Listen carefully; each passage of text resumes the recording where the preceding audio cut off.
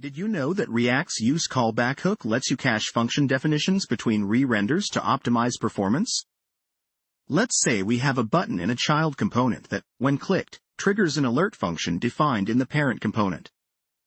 Without using useCallback, every time the parent component re-renders, it passes a new showAlert function to the child component, causing unnecessary re-renders even though the function does the same thing. This can really slow things down in larger apps. In React, constantly creating new functions can trigger unnecessary component re-renders. So, let's optimize our component by wrapping our alert function with useCallback.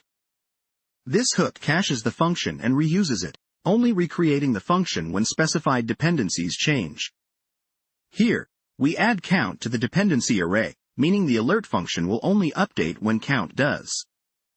This small change can significantly improve performance, especially in complex applications. The dependency array in useCallback is like a secret code for React, telling it when to update certain pieces of code. Imagine we have a counter. If we use useCallback but forget the array, the counter doesn't change correctly because React thinks, nothing new here. But, if we tell React exactly what to watch, like the counter's value, with our dependency array, it knows precisely when to swing into action and update, making our counter work flawlessly. One common mistake in React is forgetting to include all dependencies in the useCallback hooks array. Take this counter example, where the function to increment the count doesn't list count as a dependency. What happens here is that the increment function won't update when count changes, because it was omitted from the dependency array, leading to unexpected bugs. Always remember to include all used variables to avoid these issues. In React, we often pass functions down to child components. But, if the parent re-renders, those children do too, even if nothing changed for them. That's where useCallback and React.memo come into play. useCallback ensures functions don't change unless their dependencies do. Pair it with React.memo, which prevents a component from re-rendering if its props stay the same, and voila! We've got an optimized child component that only re-renders when absolutely necessary, saving us valuable rendering work. useCallback isn't a magic spell for performance issues. Imagine you're passing a function as a prop that changes frequently, like handling window resizing.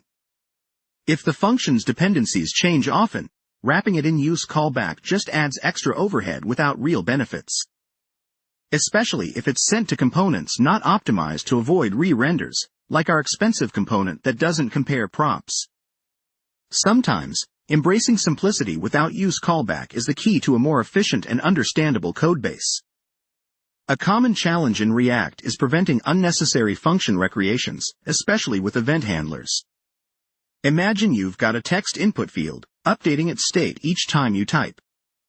Normally, the onChange handler, a function updating this state, gets recreated every render, which can be inefficient. By using useCallback, we wrap our handler so it's created just once, maintaining its identity across renders. This minor adjustment ensures our app runs smoother by avoiding those unnecessary recreations. Imagine we're crafting a magic spell, aka a custom hook, that powers up a button to add numbers with a simple touch.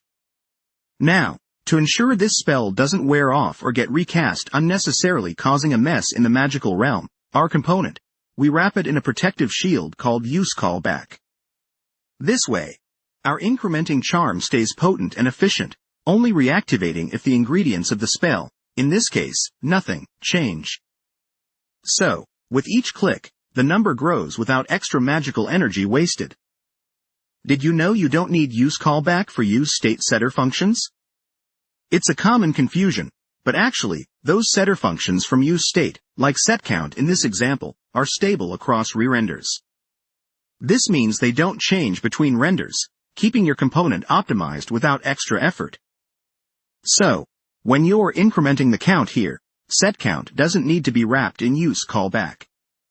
It's already as efficient as can be, simplifying your code and keeping performance smooth. Have you ever faced an issue where useCallback seems to keep returning a different function each time your component renders? It often comes down to the dependencies list. Take a look at this example, where count is a dependency. If count changes frequently, useCallback will generate a new function each time, leading to potential performance issues. It's crucial to ensure that the dependencies you use are stable and only change when absolutely necessary.